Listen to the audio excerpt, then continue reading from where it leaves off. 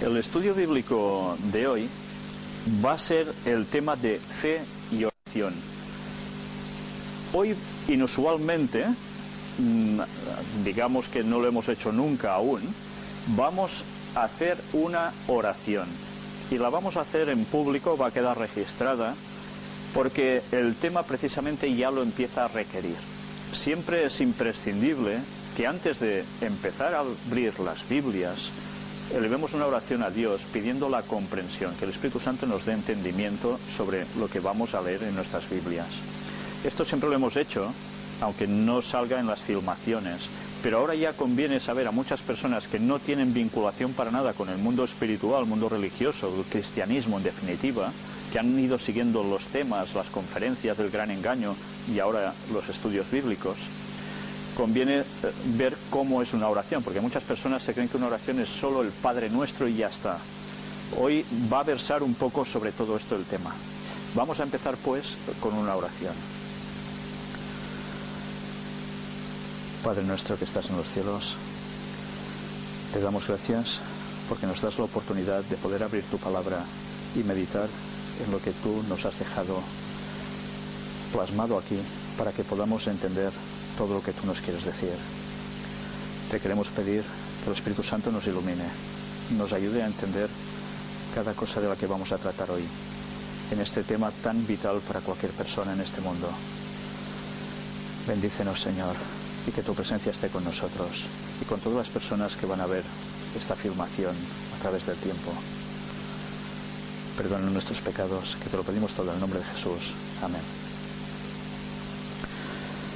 Pues bien, vamos a empezar este tema de fe y oración con un texto que se encuentra en el libro de Hebreos, capítulo 12 y versículo 2. Nosotros a veces hablamos de que tenemos fe. Yo tengo mucha fe, este tiene fe, el otro no tiene. Todo esto tiene un origen. ¿Dónde está el origen de la fe? ¿Surge de nosotros la fe? ¿O es algo que nos viene desde el exterior y se pone en nosotros? Vamos a ver qué nos pone este texto. Puestos los ojos en Jesús, el autor y consumador de la fe, el cual, por el gozo puesto delante de él, sufrió la cruz, menospreciando el oprobio, y se sentó a la diestra del trono de Dios. Aquí nos dice quién es el autor y consumador de la fe. Es Jesús. La fe no es algo que salga innato de nuestra propia personalidad, sino que es algo que Dios pone en nosotros, porque Él es el originador de esa fe. Y la pone en nosotros, pero nosotros la podemos aumentar o la podemos rechazar. La fe se da a todas las personas. Su origen es Cristo, pero en nosotros está que la multipliquemos. Si no lo hacemos, esa fe se va a desvanecer. Busquemos ahora el libro de Gálatas, también escrito por el apóstol Pablo, igual que el anterior, capítulo 2 y versículo 20. Es un texto que ya tocamos en el estudio anterior, de estos bonitos de verdad. Vamos a ver cómo tiene que vivir el cristiano después de su conversión como tal. Con Cristo estoy juntamente crucificado, y ya no vivo yo, mas vive Cristo en mí. Y lo que ahora vivo en la carne, lo vivo en la fe del Hijo de Dios, el cual me amó y se entregó a sí mismo por mí. Todo lo que vivamos después de la conversión tiene de ser en la fe del Hijo de Dios, en Jesucristo. Sin lo cual, nada tendrá sentido. Vivir en la fe del Hijo de Dios implicará querer aceptar lo que Él nos dijo, pero no solo aceptarlo como una situación mental y ya está, sino que nuestro proceder va a venir en consecuencia de esa fe, porque nos va a vincular a Él. En el mismo libro de Hebreos que antes hemos leído, vamos a buscar el capítulo 11 y vamos a leer el versículo 6. Es un texto bastante interesante. Pero sin fe es imposible agradar a Dios, porque es necesario que el que se acerca a Dios crea que le hay y que es galardonador de los que le buscan. Sin fe es imposible agradar a Dios. ¿Cómo nos podemos acercar a Dios si no hay fe? ¿Cómo vamos a conversar con Él a través de la oración si no hay fe? La fe es un paso primordial, sin la cual no va a servir de nada todo lo que hagamos en esta vida. De nada.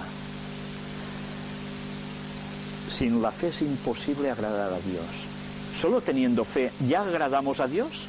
La fe, vamos a ver que si no va acompañada de obras, como dice el texto, es muerta. Por tanto, tener fe va a provocar que nosotros sigamos en la línea de nuestra vida, en el camino de la fe, no en contra de la fe, haciendo lo que Dios quiere. Pero estamos hablando de la fe, y alguien puede decir, ¿pero cómo definiríamos fe? Se han hecho muchos escritos de, por favor, defíneme lo que es la fe, y cada persona ha puesto lo que ha creído conveniente. El apóstol Pablo lo hizo primero. Y el apóstol Pablo, en Hebreos 11:1, nos dice a la perfección lo que es la fe. Es pues la fe, la certeza de lo que se espera, la convicción de lo que no se ve. Simple, escueto, pero muy concreto. La fe cree, tiene una certeza de lo que se espera. Eso va a acontecer, va a llegar. Hay fe en eso. Va a pasar, uno está convencido. ¿Y qué más? Pues eso, la convicción de lo que no se ve es la fe. Cuando uno espera el regreso de Jesús, ¿lo ve? Ahora, no. Pero lo esperas por fe. Pero ¿la fe es ciega? ¿Es totalmente ciega? A veces sí, necesitamos una fe ciega, porque no hay otra ocasión que pueda determinar otra cosa. Pero la fe viene también fundamentada en algo que ya es una base para nosotros. ¿Y cuál es una base para tener fe? ¿Sabéis? La mayor parte de personas que están siguiendo las conferencias del Gran Engaño, muchos han sido ateos. ¿Cómo puede ser que después acepten a Dios y acepten incluso observar el sábado como día de reposo y hacer la voluntad de Dios y transformar sus vidas? Pues porque han visto ¿el qué? Unas evidencias que los han llevado a tener fe. Y nosotros debemos presentar evidencias ante las personas, que a verlas haylas y muchísimas, para que la gente nazca en ellos, surja en ellos, florezca en ellos esa fe que Dios quiere que todo el mundo tenga y que a todos nos pone por aquí. Pero nosotros debemos saber presentar una base para que la gente tenga fe. Y nosotros debemos, ¿qué? ¿Conformarnos con la fe que ya tenemos? Nosotros debemos hacer algo con la fe, debemos hacerla crecer. Veremos textos bíblicos que nos hablan de esto. Pero ¿cómo vamos a hacer crecer la fe? A través de pruebas, evidentemente, pero ¿a través de qué más? De una unión íntima con Dios. Cuando un niño, recuerdo que siempre se ha explicado una anécdota en ámbitos eclesiásticos, religiosos, de haber un incendio y el padre estar abajo en la calle, el niño en la ventana arriba, y el padre, tírate, tírate que yo te cojo. Y el niño, oh, bueno, esto de que me coges. Pero claro, las llamas aprietan, el humo también, no queda otro remedio. Hay momentos de situación desesperada, y esto nos lo podemos aplicar a todos en cualquier faceta de nuestras vidas. Y el niño, cuando oye la voz del padre, confía en el padre, y aunque por el humo no vea nada, se lanza, y el padre lo coge. Esto se ha explicado muchas veces, esta anécdota. Esta es una fe ciega, pero el niño, ¿por qué tiene fe en el padre? Pues porque ha tenido una relación con su padre durante años, y sabe que su padre lo ama por encima de todo. Esta es la relación que hemos de llegar a tener con Dios, sin la cual no vamos a tener fe. Busquemos ahora también en el libro de Hebreos, el capítulo 4, Y leamos el versículo 2. Porque también a nosotros se nos ha anunciado la buena nueva, o sea, el Evangelio, como a ellos, pero no les aprovechó el oír la palabra por no ir acompañada de fe en los que la oyeron. Esto es algo muy curioso. Los que estáis acostumbrados a tener experiencias de hablar con otras personas sobre el Evangelio en general, os dais cuenta de que dais un mismo mensaje, pueden haber varias personas, y de esas varias personas solo hay una o pocas que reaccionan y cogen esa fe. ¿Cómo puede ser, si algo se lanza, que unos lo cojan y otros no? Cada uno decide por sí mismo. Ahí está la sinceridad de la persona, la lucha interna para cambiar y querer cambiar o no, o quedarse como uno está porque ya estoy bien. Esa famosa frase, ya estoy bien así. Como no mato, no robo, ya está, Dios si existe ya me dará el cielo. Lo tenemos claro. Pronto hablaremos sobre los 10 mandamientos y veréis cuando Jesús habla qué ampliación da de los mandamientos, que va mucho más allá de lo que está escrito en la ley, tal cual. Pero ya veis, no sirve de nada oír la palabra de Dios si no va acompañada de tener fe. ¿De qué sirve que yo pueda estar hablando con vosotros tanto rato como pueda ser posible, si vosotros por aquí os entra y por allí os sale? De nada, ¿verdad? Pues la fe es necesaria para poder llegar a comprender lo que pone aquí y lo que nos va a hacer unir a Dios Padre, a Jesús y al Espíritu Santo. Vamos a leer otro texto en el libro de Santiago. Este, ya ves, no fue escrito por Pablo, fue escrito por Santiago, que se dice hermano de Jesús. Santiago capítulo 2 y versículo 26. Antes os he comentado algo al respecto. Porque como el cuerpo sin espíritu está muerto, así también la fe sin obras está muerta. Habéis visto todos un muerto, ¿verdad? No es una cosa muy agradable de ver, pero la vida actual funciona así. Esa persona que igual quizás habíais conocido mucho, con la cual os habíais reído, enfadado, a saber cuántas cosas más. Pero esa persona, cuando se le va el aliento de vida, esa persona, ¿qué es? Un cuerpo, nada más. Ya puedes decirle cosas que él no se va a enterar. Pero ¿qué sucede con la fe? Yo tengo mucha fe, ¡buah! ¿No habéis conocido nunca personas que están tocando con el dedo en el cielo? Yo sí, he conocido muchas, la verdad. Y después en las situaciones prácticas de la vida, la situación está muy mal. Si yo no trabajo en sábado, no puedo dar de comer a mi familia, por tanto, Dios ya lo entenderá. Por unos minutos que pase de la puesta del sol no importa, es igual, Dios ya... ¿Sí? ¿Dónde está la fe? ¿Estás tocando el cielo con un dedo y no tienes la fe de que Dios te va a ayudar si tú eres fiel?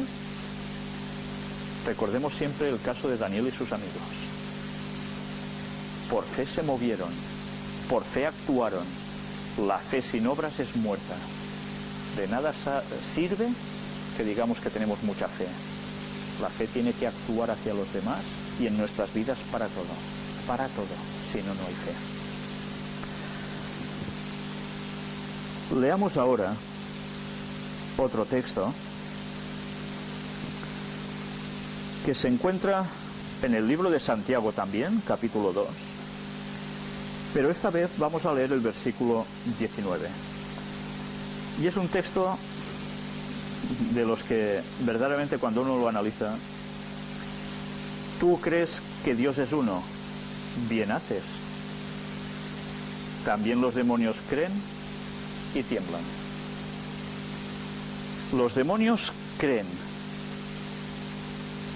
¿Los demonios actúan en consecuencia de esa fe, de esa creencia en Dios? No, porque hacen todo lo contrario. Entonces, ¿creer implica hacer ya automáticamente bien las cosas? No. ¿Quién mejor conoce a Dios que Satanás, que estuvo a su lado a saber cuántos años de eternidad? ¿Cuánto tiempo en esa eternidad? Y los demonios, los ángeles caídos que secundaron la rebelión de Satanás. Ellos no creen en Dios, caray si creen en Dios, si han estado con Él. ¿Cómo no van a creer en Dios?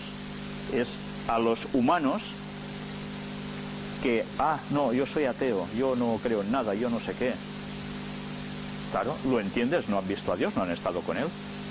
Ya normalmente no actuarán en conformidad a la voluntad de Dios, algunos sí, pero muchos no. Pero el diablo cree porque ha visto, pero no actúa en consecuencia. Nosotros podemos saber mucho de la Biblia, podemos haber tenido una intimidad con Dios tremenda, pero si no hacemos las cosas como Dios quiere, ¿de qué sirve? De nada. ¿De qué le va a servir al diablo al final? De ser destruido. Leamos también en el libro de Romanos, este sí que es escrito por Pablo, capítulo 5, versículos 1 y 2. Justificados pues por la fe, tenemos paz para con Dios por medio de nuestro Señor Jesucristo, por quien también tenemos entrada por la fe a esta gracia en la cual estamos firmes y nos gloriamos en la esperanza de la gloria de Dios. La fe es la que nos ayuda a tener paz con Dios. No hay paz si nosotros no estamos con Dios. No lo vamos a obtener jamás. Pero con esta fe, ¿qué tenemos? Entrada. ¿Entrada a qué? A la esperanza de la gloria de Dios. A la salvación. A que Dios habite aquí, en nosotros. Y que nosotros estemos unidos a Él. Sin fe eso no puede suceder. Por eso Satanás no tiene a Dios con él. Porque aunque lo ve y cree en Él, porque lo ha visto, no actúa en consecuencia. En el mismo libro de los Romanos, en el capítulo 10, vamos a leer ahora el versículo 17. ¿Cómo podemos nosotros tener o llegar a tener una fe genuina en Dios? Algo de lógica aplastante.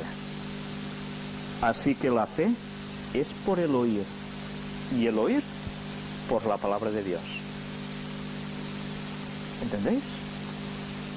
La fe es por el oír. Claro, alguien te da el Evangelio, alguien te lo da a conocer. Y ese alguien que te habla, ¿de qué te habla? De la palabra de Dios. A partir de allí nace en la persona esa fe. Y a partir de allí esa fe puede crecer. Pero es necesario que nosotros, para crecer la fe, ¿qué hemos de hacer? ¿De qué hemos de oír en esta vida? Los cantos de sirena que nos envuelven en tantas cosas a través de este mundo. Hemos de tener todo el rato música puesta, sea del tipo que sea, a todo volumen.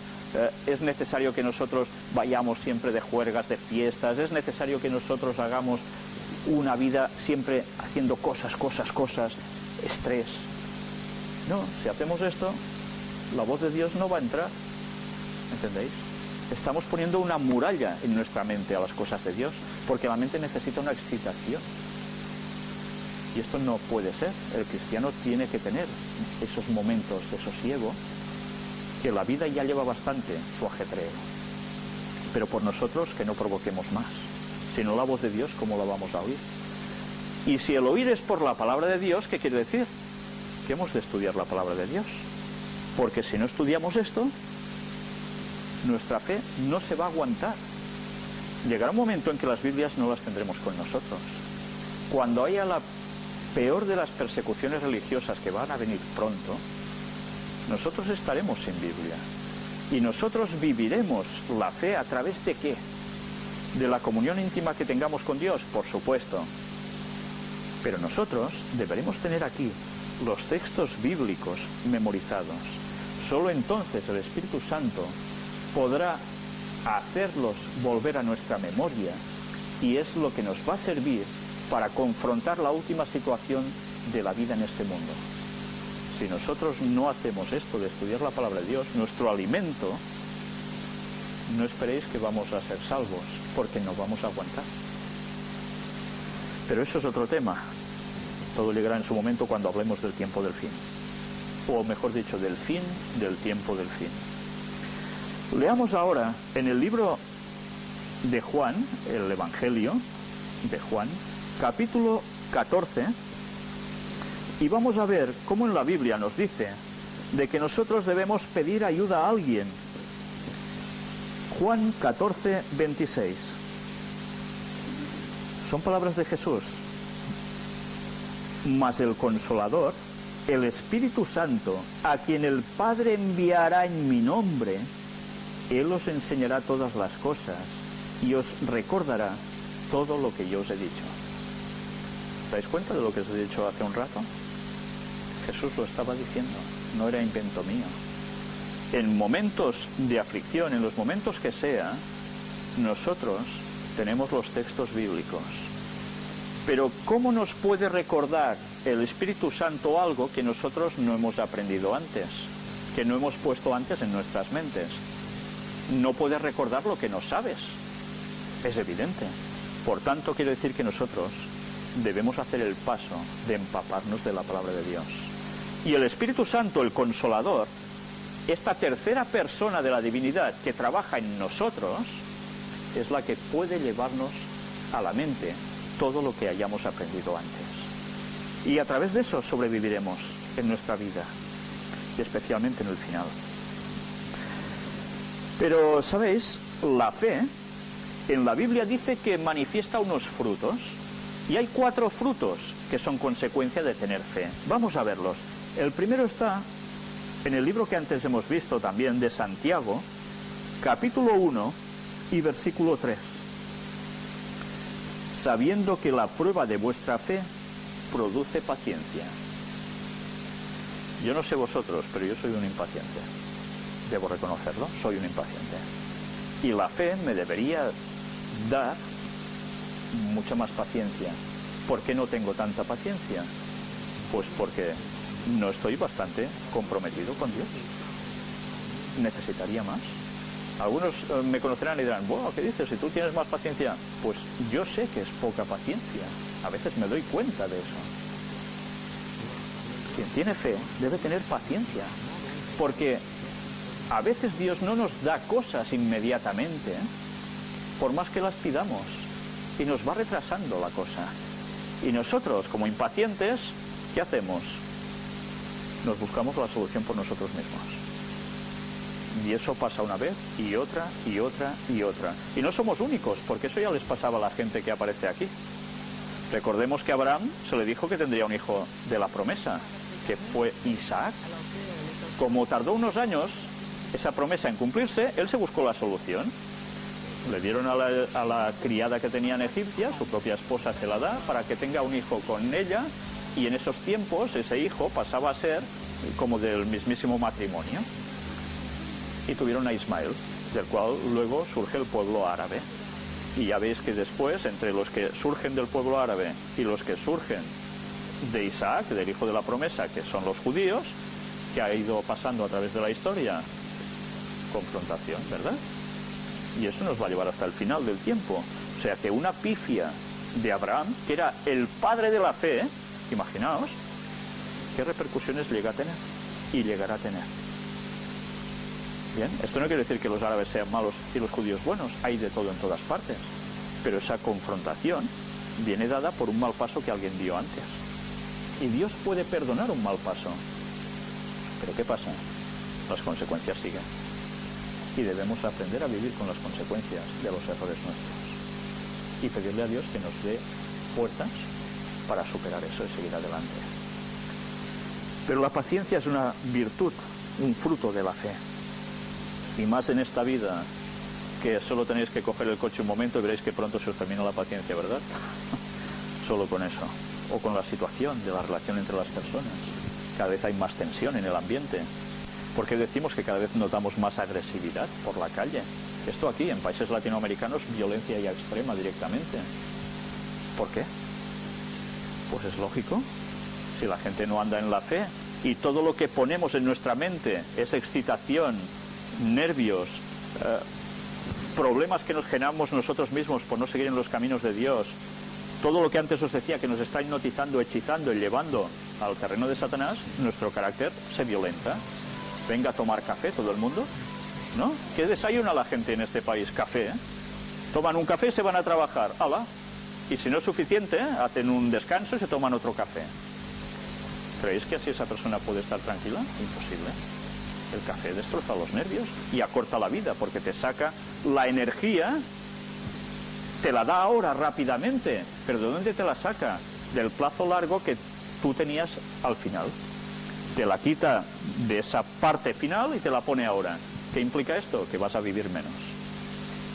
Pero la gente, venga a tomar café. Una jugada maestra del diablo. ¿Será que no hay cafés por todas partes?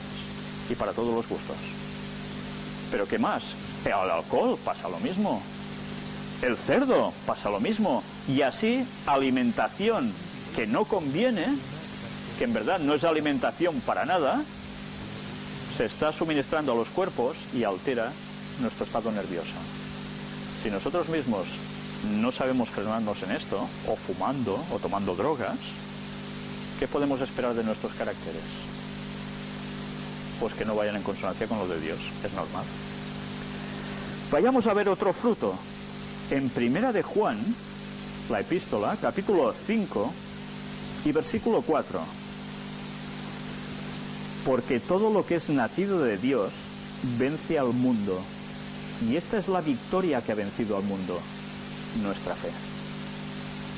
La fe es lo que puede vencer al mundo, nada más que la fe, sin la cual nosotros estamos perdidos.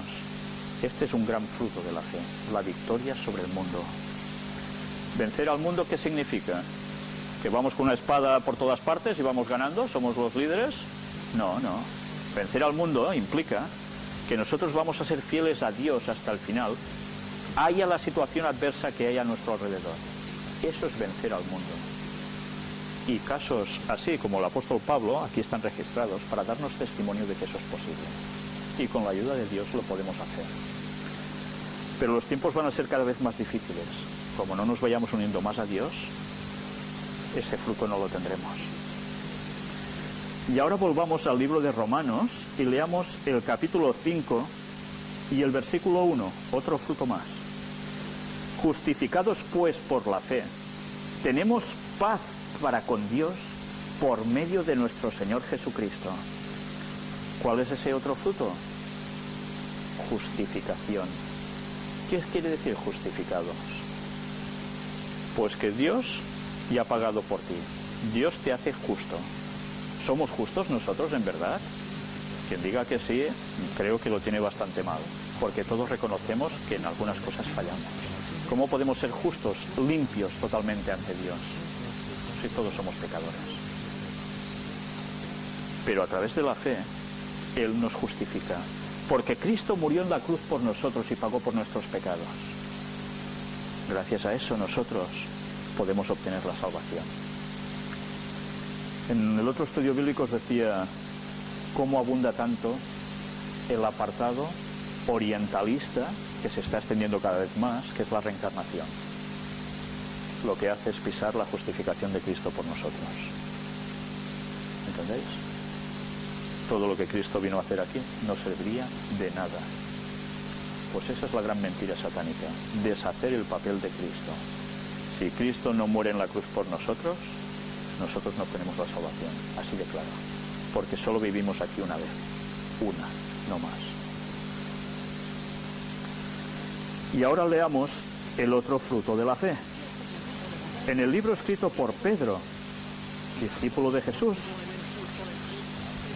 Primera de Pedro, capítulo 1 y versículo 9. Obteniendo el fin de vuestra fe, o sea, el objetivo de vuestra fe, que es la salvación de vuestras almas. Para eso sirve la fe, porque si no, no obtendremos la salvación. ¿Y de qué va a servir todo lo que hagamos en este mundo si hemos conseguido tener un Ferrari, la mejor casa del mundo, la mejor no sé qué? Si perdemos la salvación. ¿De qué servirá si yo predicando, gracias a esto se convierten millones de personas y yo mismo me pierdo? ¿De qué servirá? Servirá para los otros, pero para mí se me acabó la salvación. Quiere decir que nosotros nos hemos de poner siempre en sintonía con Dios. Es la única forma de obtener la salvación. Y esa fe hay que hacerla crecer. Y ahora vamos al Evangelio de Lucas. ¿Sabéis? Lucas era un médico que quedó muy impresionado por los milagros de Jesús, porque él se daba cuenta perfectamente como médico que eso que hacía no era normal. Hacía unos milagros muy sorprendentes. Y Lucas no solo registra milagros y ya está. Vamos a ver cómo Lucas también registra otras cosas. ¿Qué podemos hacer nosotros para hacer nuestra fe fuerte, para robustecerla? Lucas capítulo 17 y versículo 5. Dijeron los apóstoles al Señor: aumentanos la fe. Aumentanos la fe. Eso ya lo dijeron los discípulos. Y nosotros debemos seguir diciendo lo mismo. Señor, aumentanos la fe. Es evidente que ellos pidieran esto. ¿Por qué creéis? Ellos veían todo lo que estaba haciendo su maestro. Y su maestro hacía unas cosas que nadie más podía llegar a hacer. ¿Por qué las hacía? Por su íntima comunión con el Padre. Él hacía los milagros así. Y él era perfecto en todo. Entonces ellos, que se veían al lado del maestro, imaginaos vosotros, cualquiera de vosotros o yo al lado de Jesús, como personas, yo personalmente daría pena. Pues ¿qué tenían que sentir ellos al lado de Jesús, viendo las maravillas que hacía y cómo hablaba y cómo obraba? Pues se sentían que les faltaba fe, porque ellos no podían hacer eso. Y por eso le pidieron fe al Señor. ¿Y nosotros somos más majos que los discípulos? ¿Somos superiores a ellos? No, seguimos siendo humanos igual. Y nosotros necesitamos pedirle fe a Dios. ¿Y Dios no nos la va a dar? ¿Qué creéis? Pues ya lo iremos viendo. Leamos en el mismo libro de Lucas, el capítulo 22, porque aquí tendremos la respuesta. Lucas 22, versículos 31 y 32. Dijo también el Señor, se dirigía a Pedro cuando se llamaba Simón: Simón, Simón, he aquí Satanás os ha pedido para zarandearos como a trigo, pero yo he rogado por ti, que tu fe no falte, y tú, una vez vuelto, confirma a tus hermanos. ¿Qué hace Jesús por nosotros? Ruega para que la fe no nos falte. Lo hizo con Pedro, ¿creéis que con nosotros no lo va a hacer? Pues igual, porque Pedro era un humano más que quería esa fe. Dios la va a dar. ¿Pero qué debemos hacer? Pedírsela. Leamos ahora en el Antiguo Testamento, en el libro de los Salmos, el capítulo 62. Y vamos a leer cómo debemos hacer esta petición a Dios. Salmo 62, versículo 8. Esperad en él en todo tiempo, oh pueblos, derramad delante de él vuestro corazón. Dios es nuestro refugio. Derramando nuestro corazón delante de Dios. ¿Cómo podemos derramar nuestro corazón delante de Dios? ¿Abriéndonos en zanja, sacándonos el corazón y derramándolo en el suelo? No. Está hablando en el sentido espiritual, es obvio. ¿Cómo derramamos nuestro corazón, nuestros sentimientos, nuestros pesares, nuestro todo a Dios? En oración. Sin oración, sin hablar con Dios, no podemos llegar a esto. Y ahora ya empezamos a ver cómo entre la fe y la oración hay un vínculo que es totalmente inseparable. No puede haber una cosa sin la otra. ¿Sabéis? Hay dos citas de Ellen White que creo que son preciosas. Están las dos en el libro El Camino a Cristo, un libro que os recomiendo, porque es un libro tierno, que habla con una claridad tremenda y que verdaderamente toca corazones. Ella describe qué es orar. Os lo voy a leer. Orar es el acto de abrir nuestro corazón a Dios como a un amigo. Y es así. ¿Cómo habláis con un amigo?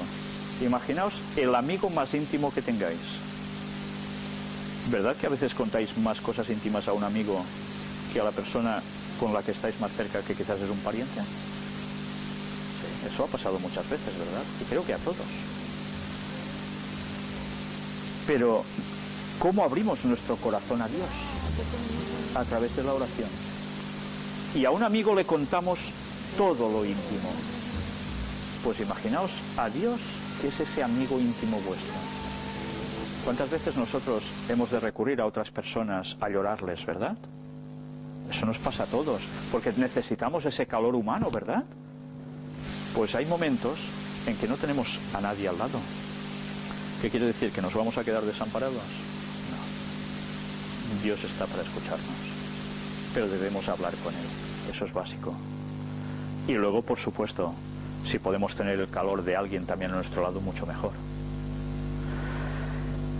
Dios puede utilizar a personas también para responder oraciones, y tanto que sí. La otra cita de ella dice: la oración es la llave en la mano de la fe para abrir el almacén del cielo en donde están atesorados los recursos infinitos de la omnipotencia. La fe es una llave. En el cielo hay un almacén donde hay todos los recursos para nosotros, ¿vale? Imaginaos esto. Con la fe, esa llave, nosotros vamos, abrimos, y esos recursos que Dios tiene para nosotros, que podemos necesitar, sean físicos, mentales o espirituales, van a venir sobre nosotros. Pero, ¿cómo? ¿A través de qué? Pues a través de la oración. Con la fe, oramos a Dios, nos ponemos en contacto con Él, y Él ya sabe lo que le hemos de pedir, para eso es Dios, si no, vaya Dios sería, ¿no?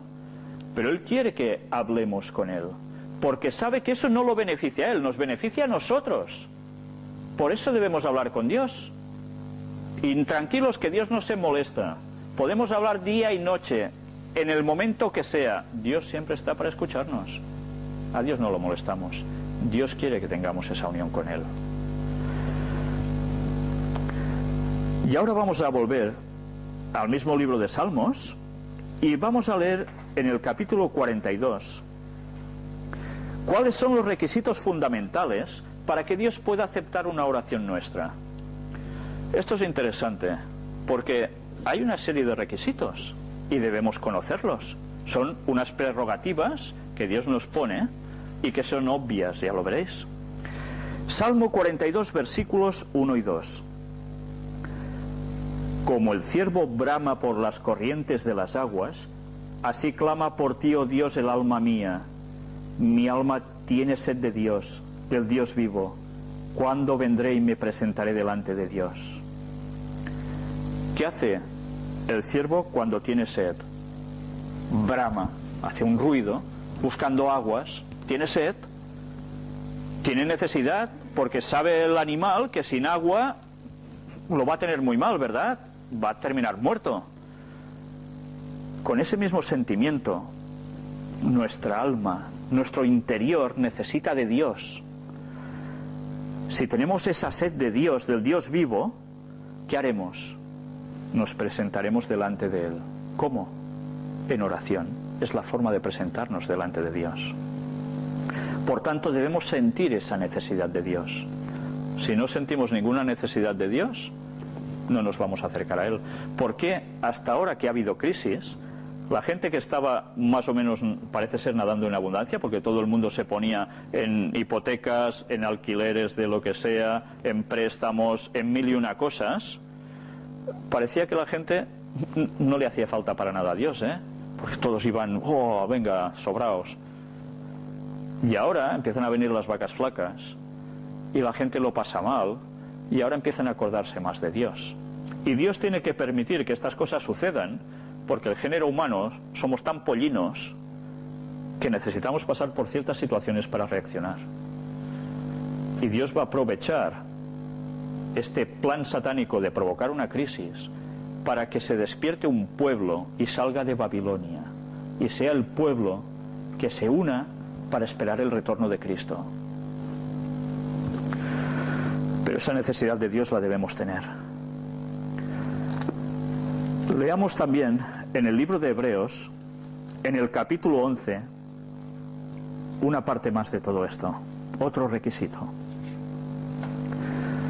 Y antes lo hemos citado, pero sin fe es imposible agradar a Dios, porque es necesario que el que se acerca a Dios crea que le hay y que es galardonador de los que le buscan. ¿Qué hemos de tener? Fe para dirigirnos a Dios y saber que Él nos va a responder porque nos va a escuchar. Si nosotros dudamos de que Dios nos va a escuchar, ¿qué oración vamos a hacer? ¿Creéis que va a ser una fe que mueva algo? Yo le diré algo y si quiere, ya, si no está, pues... No. Hemos de hablar con Él y saber que está ahí y Él nos va a responder porque Él no nos ha fallado nunca. Pero eso hay que probarlo. Hay que probar a Dios. Y Dios actúa. Mateo capítulo 6, versículos 14 y 15. Otro punto más. Porque si perdonáis a los hombres sus ofensas, os perdonará también a vosotros vuestro Padre Celestial. Mas si no perdonáis a los hombres sus ofensas, tampoco vuestro Padre os perdonará vuestras ofensas. Si nosotros nos dirigimos a Dios y el otro me acaba de hacer algo, o creo que me ha hecho algo, y yo lo tengo entre ceja y ceja, y perdonarlo a la que pueda, ¿sí? Y luego encima nos dirigimos a Dios y Señor, dame esto, dame lo otro y tal. ¿De qué sirve? De nada, porque si nosotros no perdonamos al prójimo, ¿cómo nos va a perdonar Dios a nosotros? Imposible, porque nosotros nos hemos desconectado ya de Él. Por tanto, lo que estamos haciendo es un mero teatro, una parafernalia que no serviría de nada. Perdonemos a los demás y Dios nos podrá perdonar. Y por tanto va a responder nuestras oraciones. Eso es vital. Libro de Romanos, capítulo 12. Otra característica más. Romanos 12, 12. Gozosos en la esperanza, sufridos en la tribulación, constantes en la oración. Ya veis, ¿qué debemos ser? Constantes, perseverantes en la oración. Yo ya se lo he pedido una vez, ya está. Ya, Dios ya... ¿Sí? No. Dios quiere que nos unamos a Él. Si Él a veces nos concediera las cosas rápidamente, sería para nosotros el Dios de la varita mágica, como una hada madrina. Prácticamente recurriríamos a Él solo para que... es que nos hace falta algo, que dé un toque con su varita y ya está todo solucionado. No, Él lo que quiere es cambiar nuestros caracteres. Y no debemos olvidar que al orar lo que hacemos es cambiar nuestro carácter. ¿Por qué? Porque nos damos cuenta de nuestro estatus, que no somos nada ni nadie en verdad. Y si no nos unimos a Dios, no vamos a tener nada. No somos esos dioses que algunos predican, que somos dioses y llegaremos a no sé qué. No, no somos nada, somos una birria. Y si Dios no hace las cosas por nosotros, ya podemos esperar ser eternos, que lo tenemos claro. Pero Dios quiere que nosotros cambiemos, quiere que tengamos su carácter, que es lo único que llevaremos al cielo y que nos dará la compañía con los ángeles, los redimidos de todas las épocas de este mundo y con los seres y habitantes de otros mundos que jamás han pecado. Pero si nosotros tenemos un carácter deplorable porque no nos hemos acercado con Dios, ¿creéis que quisieran estar con nosotros? Seríamos la oveja negra del universo. ¿Cómo vamos a ser chusma en un lugar santo, con gente santa? Imposible. Debemos estar en comunión con Dios. No hay otra. Y eso es lo que nos beneficia. Pero debemos ser perseverantes, porque eso es lo que nos hace crecer nuestra relación con Él, la constancia. En 1 Corintios, capítulo 14 y versículo 15, hay algo muy interesante aquí. Que pues, oraré con el Espíritu, pero oraré también con el entendimiento. Cantaré con el Espíritu, pero cantaré también con el entendimiento. Ahora me dirijo a los creyentes de hace muchos años que están hartos de hacer oraciones. ¿Cómo puedo estarlo yo? 40 años haciendo oraciones cada día y no una, muchas más. Vale, ya llega un momento en que se cae en retórica. voy a orar por los alimentos que voy a tomar. A cabo de un rato vas a comer y dices, uy, ¿he orado? Ahora no me acuerdo. ¿Qué pasa? ¿Qué he hecho? He hecho la cacatúa, porque no sé ni si he hablado con Dios o no. ¿De verdad somos conscientes que cuando hablamos con Dios lo hacemos con el Creador del universo? ¿Con lo máximo que podamos llegar a aspirar jamás tener enfrente? No, a veces somos tan mundanos que la perspectiva la perdemos totalmente y caemos en la rutina. Cuando oremos, oremos con entendimiento. ¿Sabéis? Muchas veces cuando oramos utilizamos vanas repeticiones continuamente. Y si nos pusiésemos un poco, que no podemos hacerlo evidentemente, pero al menos analizándolo nos damos cuenta de, uy, como perspectiva de Dios, veo que el que me está orando todo el rato me dice la misma palabra y la va repitiendo continuamente. ¿Qué pasa aquí? Aquí no hay relación con Dios, aquí hay cacatuísmo.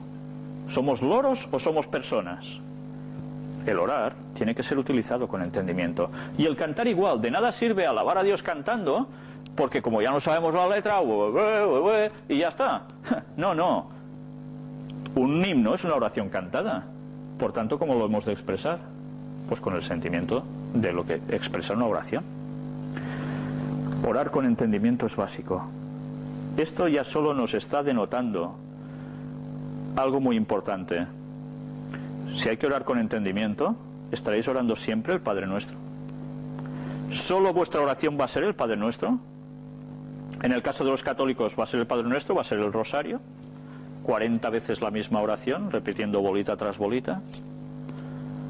¿O va a ser una invocación ya hecha a un santo, dale que te pego, siempre la misma? Evidentemente a los muertos no hace falta orarles, porque a quien hay que orar es a Dios. Si no caemos en espiritismo, y el catolicismo esto se lo debería hacer mirar, porque hacer orar a muertos es muy grave. Esto es la cosa más nefasta que hay, es la cuna del espiritismo, pero es la enseñanza que ellos dan. Pero el resto de cristianos saben que deberían orar a Dios precisamente, y solo a Dios. Y los que no lo sabían, pues que ya lo sepan ahora, porque es que no hay otro que nos va a escuchar, es Él a quien van dirigidas nuestras oraciones. Por tanto, tengamos claro que siempre hemos de poner el sentido cuando hablamos a Dios y hemos de utilizar la inteligencia. En el libro de Primera de Juan, capítulo 5, versículos 14 y 15. Y esta es la confianza que tenemos en Él, que si pedimos alguna cosa conforme a su voluntad, Él nos oye. Y si sabemos que Él nos oye en cualquier cosa que pidamos, sabemos que tenemos las peticiones que le hayamos hecho. Esto es fe, esto es fe. Nosotros debemos tener confianza en Él y por tanto debemos pedir según su voluntad. ¿Cuántas veces en las oraciones, Señor, dame esto, dame lo otro y dame no sé qué? Y si no me lo das, es que el Señor es malo. ¿Sí? No. Nosotros debemos pedir lo que creemos que necesitamos. Debemos buscar la voluntad de Dios. Y aunque nosotros a veces creamos que una solución, la que hemos pensado nosotros, es la ideal, Dios sabe si esa es la ideal o no. Busquemos la conformidad de Dios. Y debemos ser conscientes de que igual Dios tiene otra solución. Y nosotros debemos estar preparados para recibir esa solución buena de Dios. No la nuestra, que a veces suele ser la más penosa. Pero esa es la perspectiva divina. Por tanto, fijémonos también cómo en el versículo 15 nos dice, y si sabemos que Él nos oye en cualquier cosa que pidamos, sabemos que tenemos las peticiones que le hayamos hecho. Si nosotros se lo hemos pedido y tenemos fe, Él nos va a responder esa oración. Y yo os podría dar pruebas muchísimas a lo largo de mi vida de que esas oraciones con fe funcionan. Inmediatamente, además. Algunas más a largo plazo, es cierto, pero otras al mismísimo instante. Y creo que cualquier persona que ha orado en su vida, si ha probado de verdad a Dios, si se ha unido un poco a Él, sabrá que esto que digo no son mentiras. Yo quiero deciros, a los que no lo hayáis hecho aún, probadlo, pero tened fe. En el mismo libro de Primera de Juan, capítulo 3, hay un requisito, que este requisito va a desmontar a más de una persona. Primera de Juan, capítulo 3, versículo 22. Y cualquiera cosa que pidiéremos, la recibiremos de Él, porque guardamos sus mandamientos y hacemos las cosas que son agradables delante de Él. Un requisito para que Dios responda a nuestras oraciones, lo habéis leído ahora, es guardar los mandamientos. Los 10 mandamientos. Y esto está escrito en el Nuevo Testamento, cuando Jesús ya había muerto, y el discípulo Juan deja muy claro que debemos guardar los 10 mandamientos. Y si una religión os viene y os dice que esto ya no es necesario, esa religión os está mintiendo. Con más buena o mala intención, pero os está mintiendo. Los 10 mandamientos siguen en vigencia. Y entre los 10 mandamientos hay uno que se está pisando y se va a pisar mucho más. Y es observar el sábado de Dios. No el domingo, sino el santo sábado de Dios. De puesta de sol del viernes a puesta de sol del sábado. Lo que pasa es que Dios es tan bueno que, como dicen otros textos, se salta los tiempos de nuestra ignorancia cuando no hemos sabido la verdad absoluta. Imaginaos si es bueno, que luego encima nos responde. Cuando podría decir, no estáis haciendo las cosas bien, pues paso de vosotros. No. Dios no hace eso. Salva los tiempos de nuestra ignorancia, los pasa por alto. Pero una vez sabemos la verdad, si queremos seguir en sintonía con Dios y creciendo espiritualmente, haciendo su voluntad, hemos de guardar los 10 mandamientos. No hay otra cosa. Y esto implica desde el 1 hasta el 10. Porque todos son importantes. Alguno destaca, pero todos son importantes, por supuesto. Otro texto bíblico más.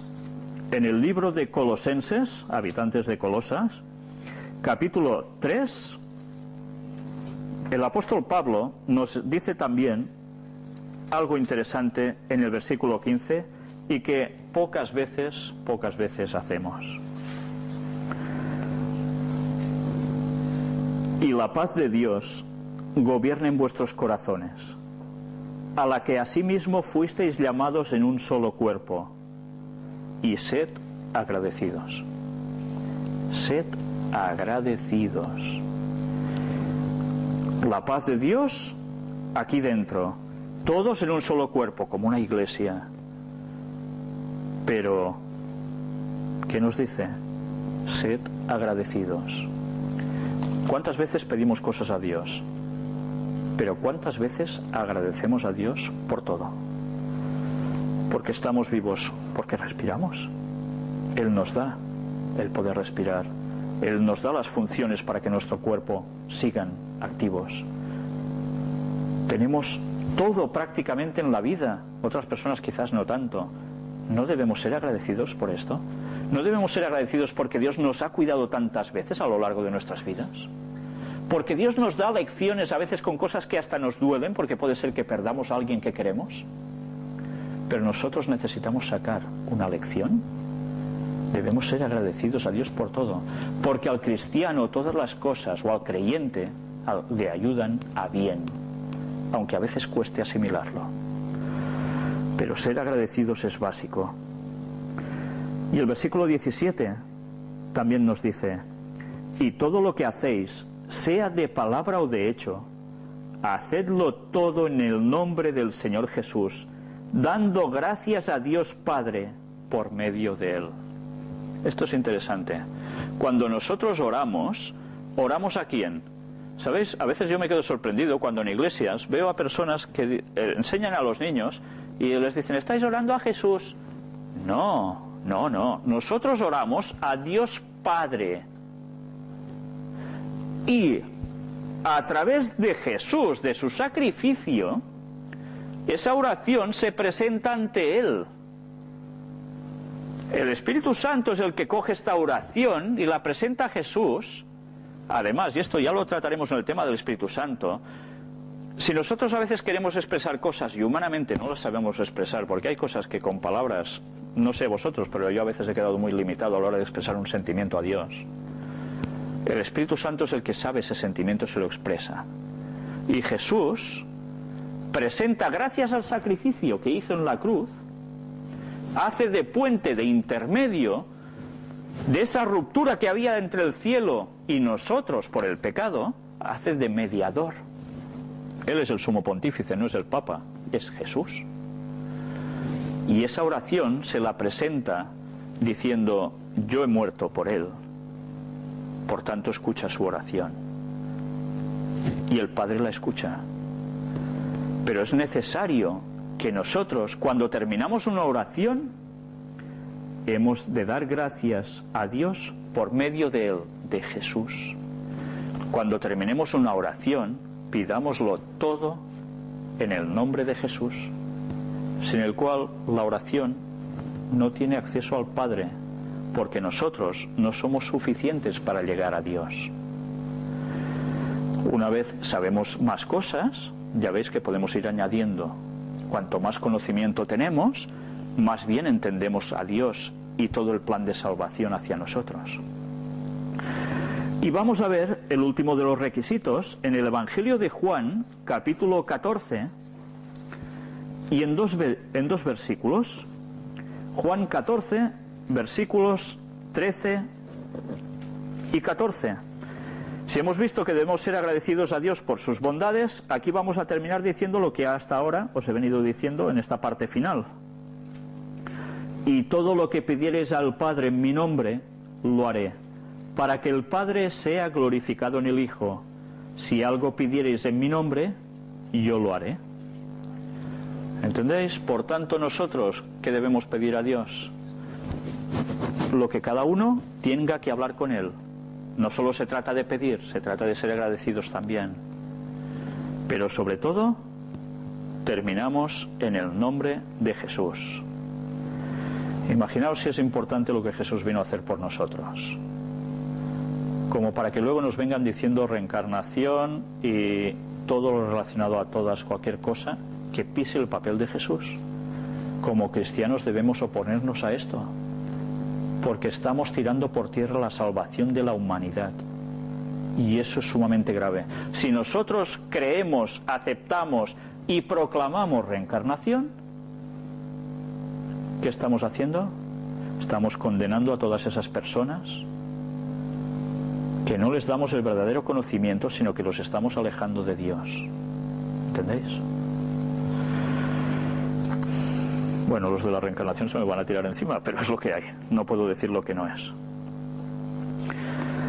Primera de Tesalonicenses, capítulo 5. Vamos a leer ahora, en conclusión, unos cuantos textos.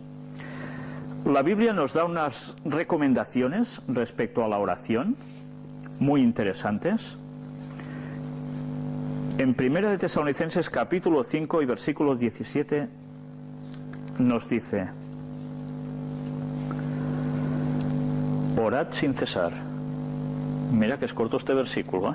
Orad sin cesar, pam, ya está. 3 palabras que tienen una importancia vital. Orar sin cesar quiere decir que cada rato de estar de rodillas orando a Dios todo el rato y andando, yo, Señor, Señor.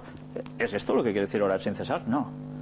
Porque tenemos 6 días para laborar y 1 para observar, que es el sábado, que podemos dedicar más tiempo limpio a Dios, sino las situaciones cotidianas de cada día, nuestro trabajo y nuestras cosas. Pero orar sin cesar implica que si nosotros los 6 días laboramos, ¿cómo puede ser orar sin cesar? ¿Dejaremos todo y solo oraremos? No. Quiere decir que nuestra comprensión, nuestra capacidad mental, tiene que estar en sintonía con Dios. Y nosotros, a través de esta sintonía, estaremos siempre orando a Dios. Podremos estar trabajando y podremos estar hablando con Dios. ¿No lo habéis hecho nunca? Probadlo. Probadlo. Y veréis lo bien que os sentís haciendo esto. Hombre, a veces estás con más gente alrededor, no puedes estar orando siempre, es evidente. Pero nuestro entendimiento tiene que estar siempre conectado con Dios en cualquier momento. ¿Qué quiere decir esto? Pues sencillamente que las cosas que nos rodean nos pueden influir mucho, y gracias a la oración y la conexión con Dios, esas tentaciones y esas otras cosas que Satanás pone a nuestro alrededor, que nos va bombardeando continuamente para que esa conexión se rompa, no surgirán efecto, porque nosotros estaremos conectados con Dios. Pero qué fácil es cambiar el canal y coger la sintonía del diablo, ¿verdad? ¿Por qué se nos dice que vivamos en el campo? Pues precisamente para que nos sea más fácil esa conexión con Dios. No es lo mismo abrir la puerta y ver solo tochos de edificios delante, y coches pasando, y gente gritando y hablando fuerte, y músicas por todas partes, y ruidos, a que nosotros abramos la puerta, veamos campo, oyamos pajaritos, y nos contemplemos la obra de Dios regocijándonos. Claro, qué diferencia, ¿eh? Cómo cambia tu percepción de las cosas. Evidentemente vas a dar gracias a Dios enseguida por toda esa belleza, ¿no? Porque te sientes bien. Estás en contacto con lo que Dios ha hecho para ti. Vamos a ver ahora también algo muy, pero que muy importante. Y una vez más, Daniel nos da un ejemplo impresionante. Tengo una debilidad por Daniel, os lo he de reconocer. No sabéis las ganas que tengo de conocerlo en la eternidad. Daniel capítulo 6 y versículo 10. Cuando Daniel supo que el edicto había sido firmado, entró en su casa, y abiertas las ventanas de su cámara que daban hacia Jerusalén, se arrodillaba 3 veces al día, y oraba y daba gracias delante de su Dios, como lo solía hacer antes. Si nos ponemos en situación, se había decretado que todo el mundo debía adorar una estatua cuando hicieran ciertos ruidos, bueno, unas músicas tremendas. Todo el mundo se debía arrodillar ante esa estatua de oro que el rey había hecho levantar. Y bueno, y el problema estaba en que Daniel quería ser fiel a Dios. Y quería ser fiel a Dios en cualquier momento. Él podía haber dicho: mira, yo tengo la costumbre de orar 3 veces al día, de un modo claro, puesto de rodillas, en su habitación, cerrada la puerta, con las ventanas abiertas, mirando hacia Jerusalén, porque él era un deportado, estaba en Babilonia, y su anhelo era volver a Jerusalén. La casa de Dios estaba allí, el templo había estado allí. Y él, ante esa situación grave que se jugaba la vida, podía haber dicho: ¿sabes qué? Yo cierro la ventana, me pongo a orar igual, hago lo mismo, pero no me juego el físico. ¿Podía haber hecho eso Daniel? Sí, por supuesto. Pero Daniel no lo hizo. ¿Por qué lo hizo? ¿Porque era un orgulloso arrogante? No. Porque la gente sabía que esa ventana que había allí era la ventana de Daniel, que servía a Jehová el Dios Altísimo, al que decía que era el único Dios verdadero. Y la gente sabía que Daniel era un personaje especial. Era reconocido por todos, Daniel. Si él hubiese cerrado esa ventana por temor a lo que le iba a suceder, en el fondo hubiese claudicado. Su testimonio hacia los demás hubiese sido clarísimo. ¡Ja! Mira, y decía que iba a ser fiel a Dios. Mira, ya ha cerrado la ventana. No sé qué hará, igual ni está orando ya. Eso es lo que podían pensar todos. Con lo cual, ¿qué hubiese pasado? Pues que automáticamente la gente hubiese dicho: si este gran profeta de Dios no hace esto, ¿qué vamos a hacer nosotros? Nada, nada, de rodillas todos y vayamos pasando la vida, que son 4 días. Y así no nos jugamos el físico. Daniel no hizo esto. Daniel fue firme hasta el fin. Tuvo sus consecuencias, pero Dios estuvo con él. Y Daniel nos enseña que es clave orar 3 veces al día de un modo tranquilos. Cuando se levantaba él oraba. Son 3 veces al día. Por la mañana, cuando te levantas, ¿qué haces? Dice que era agradecido también, ¿no? Pues da gracias por la noche que ha pasado. porque sigue vivo, porque a pesar de las circunstancias, Él está allí. ¿Podemos hacer nosotros lo mismo? Por supuesto. Pero la conexión con Dios sirve con una oración al día y ya está. ¿Con eso ya vamos tirando? No. Él, a la noche, oraba. ¿Y qué hacía orando por la noche?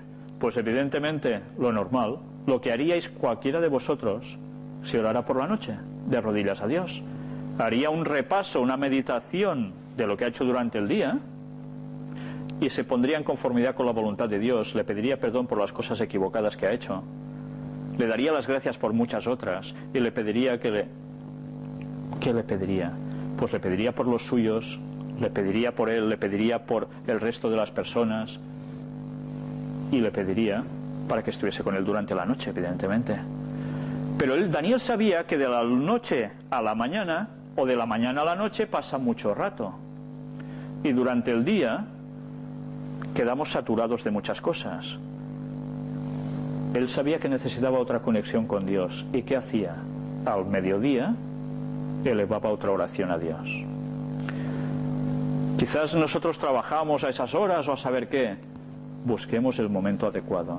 Busquemos un momento para estar en contacto con Dios. Porque durante el día nos vamos desgastando. Las situaciones cada vez son más adversas para el cristiano. Para fundamentar un carácter en Dios, necesitamos de esas 3 oraciones. Y Daniel lo hacía, postrado de rodillas. Pero recordemos, orad sin cesar. ¿Daniel solo oraba esas 3 veces y ya está? ¿Ya no tenía más conexión con Dios? No. Daniel era un hombre de conexión directa con Dios todo el rato. Por eso era como era Daniel. Es un gran ejemplo, desde luego. Y ahora vamos a leer un texto en el Nuevo Testamento, en el libro de Mateo, en el capítulo 6, y en el versículo también 6. ¿Dónde y cómo debemos orar nosotros? Buena pregunta, ¿no?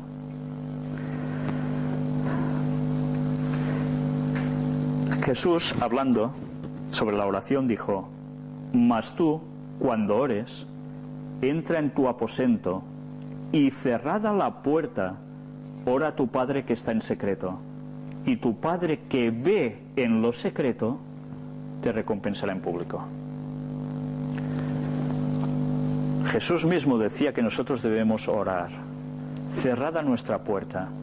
Si antes podía haber ajetreos en esas épocas, imaginaos ahora los que estamos en ciudades apiñados, que si el vecino con la tele alta, o quizás en nuestra misma casa, un continuo de ruidos.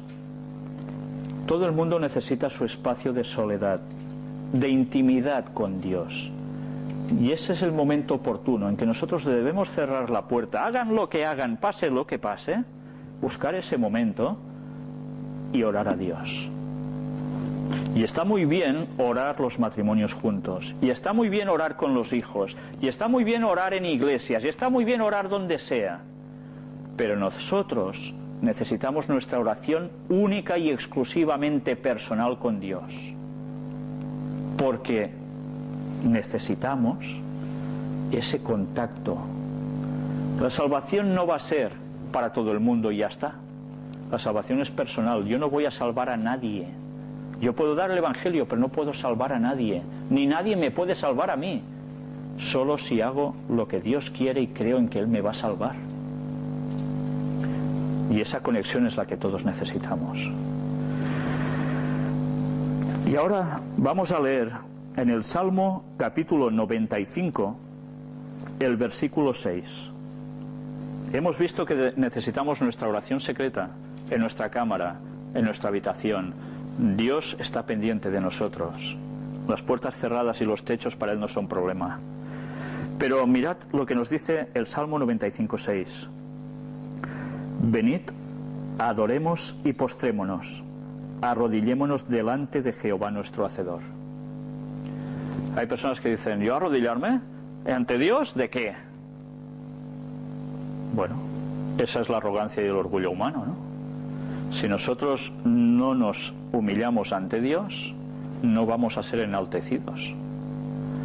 No debemos buscar ese enaltecimiento. Dios ya nos dará lo que Él crea conveniente.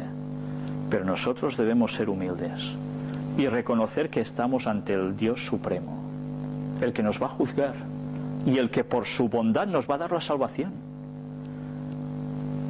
¿Cuánta arrogancia puede tener el ser humano? Mucha. Pero eso es lo que debemos hacer, postrarnos de rodillas. ¿Quiere decir que exclusivamente debemos orar a Dios de rodillas? No. Podemos orar también de pie. Y podemos orar mientras trabajamos o mientras conducimos. Claro, no vamos a cerrar los ojos conduciendo, lógicamente, para orar, porque nos lo vamos a pegar. Pero nuestra relación con Dios tiene que ser continua y puede ser en cualquier ocasión. Pero sí que hay unos momentos determinados en que esa oración de rodillas conviene de verdad. Leamos ahora un texto en el Evangelio de Lucas, capítulo 11 y versículo 1. Aconteció que estaba Jesús orando en un lugar, y cuando terminó, uno de sus discípulos le dijo: Señor, enséñanos a orar, como también Juan enseñó a sus discípulos. Yo no sé si os imagináis un poco la escena. Jesús estaba orando en un lugar, y sus discípulos, cuando termina Jesús de orar, se le acercan y le dicen: enséñanos a orar. ¿Por qué creéis que hacían esto los discípulos? ¿Creéis que las oraciones de Jesús eran: mira, ahora me pongo así, ya está, ya he orado? ¿Esta era su conexión con el Padre? No. Todo lo que hizo lo hizo gracias a esa conexión tan íntima con el Padre. Por tanto, Jesús, cuando oraba, no hacía oraciones express, de pim pam y se acabó. No, Jesús se tomaba su tiempo, porque sabía que sin ese tiempo Él no podría hacer lo que iba a hacer. Y nosotros, ¿cuánto más debemos hacer, que somos pecadores? Él no pecó, pero nosotros sí. Debemos tomarnos nuestro tiempo para orar. Pero los discípulos, cuando después de verlo orar, yo me imagino: ¿pero qué estará diciendo tanto rato hablando con Dios? Porque nosotros a veces, no sé, haced una prueba, ponete en una iglesia y decirles: poneros de rodillas y hagamos una oración de 5 minutos cada uno personalmente. Si vosotros en esos momentos no estáis orando y os quedáis contemplando al resto, notaréis que algunos, al cabo de unos segundos, ya han terminado, van mirando alrededor, a ver cómo están los otros, ¡pam!, vuelven a seguir. Otro se levanta, ha durado un poco más que el anterior. Y así sucesivamente. Difícilmente las personas aguantan en silencio orando. Porque no estamos habituados. Porque nuestra vida es todo menos orar. Y luego así está la calidad del cristianismo en el mundo. Nosotros debemos tomarnos el tiempo adecuado y aprender a comunicarnos con Dios. Y Jesús eso lo sabía muy bien. Y los apóstoles, los discípulos, dijeron: enséñanos a orar. Y esto es bueno, nosotros debemos pedirle a Dios que nos enseñe a orar. Porque Juan, el precursor de Cristo, su primo, el que lo bautizó, a Jesús, ya enseñaba a orar a sus discípulos también. Por eso dicen: como Juan enseñó a los discípulos, enséñanos tú también a nosotros. Porque Juan, ¿qué dice la Biblia sobre él? Que fue el mayor de los nacidos de mujer en esta tierra. Juan el Bautista. ¿Qué comunión no debería tener él con el Padre también? Pues esto es lo que nosotros debemos hacer, pedirle a Dios que nos enseñe a orar. Y ahora vamos a finalizar con 2 oraciones que están registradas en la Biblia. Una es, archiconocida, mega conocida. Mateo capítulo 6, del 9 al 13. Son palabras de Jesús. Dice: vosotros pues oraréis así: Padre nuestro que estás en los cielos, santificado sea tu nombre. Venga tu reino. Hágase tu voluntad, como en el cielo, así también en la tierra. El pan nuestro de cada día, dánoslo hoy. Y perdónanos nuestras deudas, como también nosotros perdonamos a nuestros deudores. Y no nos metas en tentación, mas líbranos del mal, porque tuyo es el reino, y el poder y la gloria por todos los siglos. Amén. Es una oración preciosa, ¿verdad?, el Padre Nuestro. Pero es una oración modélica. ¿Qué quiere decir esto? Que en el Padre Nuestro está resumido básicamente todo lo que una persona siente que debe expresar a Dios. El alimento diario, el perdón, etcétera, etcétera. Es un ejemplo de oración. ¿Quiere decir que debemos ser esas cacatúas repetitivas sobre esta oración? ¿Que llega un momento en que no sabes ni lo que estás diciendo? No. Hay gente que dice, ¿cómo que no? No. En la Biblia se registran otro tipo de oraciones que no son el Padre Nuestro. Vamos a verlo. Salmo capítulo 51. Con este texto vamos a terminar. Es una oración del rey David. Después que se llegó a Betsabé y vino el profeta Natán. ¿Sabéis? En una anterior charla presentamos lo que había sucedido. David hizo asesinar a un soldado suyo para quedarse con su esposa, después de haber tenido ya relaciones ilícitas con ella. Y el profeta Natán va y le tiene que hacer una parábola de una ovejita, etcétera, etcétera, y decirle, después de que el rey da la sentencia contra ese supuesto malhechor, sacrílego de ovejas, del pobre compañero que tenía por ahí cerca, que era pobre, y le dice, tú eres el que ha hecho eso. Entonces David reacciona, despierta de la gran salvajada que ha hecho. Imaginaos hasta qué punto el entendimiento puede quedar entenebrecido por el mal, porque un mal paso va dando otro. Y cuando se ha arrepentido de verdad, de todo corazón, David expresa una oración que evidentemente no puede ser el Padre Nuestro, porque la circunstancia es muy distinta. Veamos qué escribe él aquí. ¿Sabéis? Es una de las oraciones más preciosas que podemos llegar a encontrar en la Biblia. Leamos todo el capítulo 51. Ten piedad de mí, oh Dios, conforme a tu misericordia. Conforme a la multitud de tus piedades, borra mis rebeliones. Lávame más y más de mi maldad y límpiame de mi pecado. Porque yo reconozco mis rebeliones, y mi pecado está siempre delante de mí. Contra ti solo he pecado, y he hecho lo malo delante de tus ojos, para que seas reconocido justo en tu palabra y tenido por puro en tu juicio.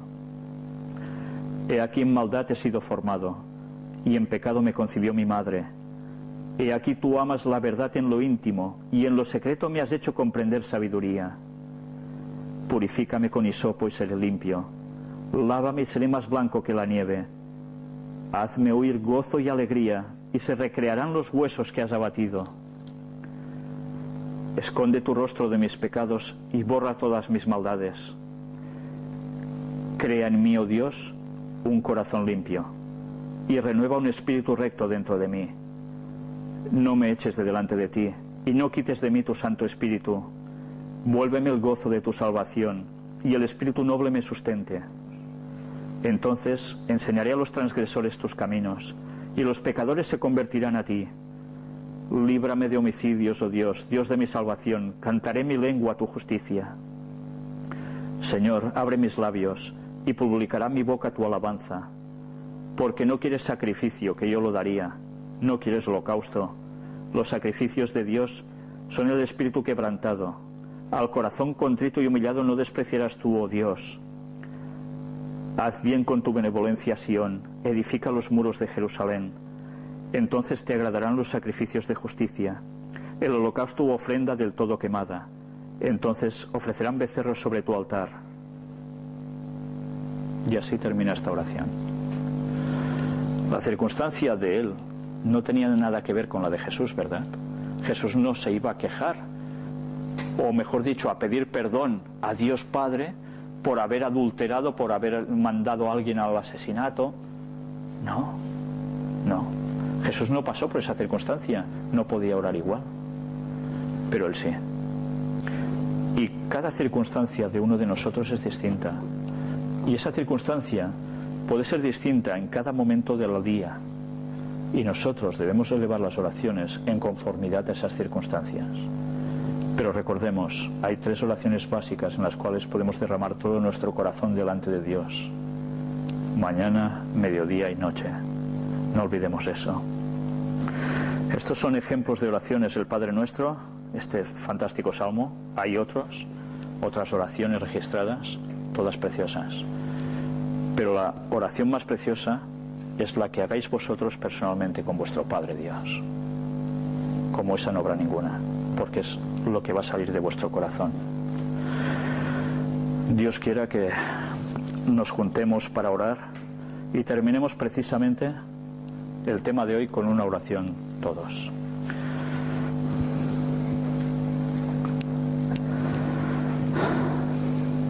Padre, te damos gracias por el estudio que hemos podido tener hoy. Te damos gracias por tus bondades, por tus misericordias, porque a pesar de lo pecadores que llegamos a ser, alejados de ti tantas veces, tú sigues recibiéndonos. Ayúdanos, Señor, a que nuestra fe no falle, que nuestra fe crezca. Ayúdanos a seguirte pase lo que pase, en cualquier circunstancia. Y danos luz, para que podamos ser una luz para todos los demás. Señor, te necesitamos en nuestras vidas, y este mundo te necesita aún más.